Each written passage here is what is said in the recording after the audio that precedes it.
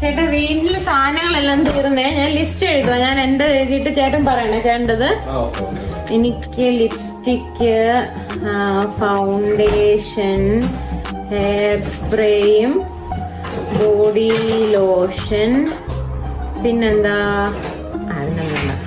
ചേട്ടാ പറഞ്ഞോ. എനിക്ക് പാത്രം കഴുകുന്ന ഒരു ലിക്വിഡ്, തുണി കഴുകുന്ന സർഫ്, പിന്നെ തൂക്കുന്ന ചൂലുണ്ടല്ലോ, അത് നീളം കുറഞ്ഞു പോയി, ചൂല് വേണം. ഈ ചൂലൊക്കെ തൂക്കുമ്പോഴേ പതുക്കെ തൂക്കണം. ഇങ്ങനെ അടിച്ചടിച്ച് തൂത്താൽ പെട്ടെന്ന് ചീത്തയായി പോകും.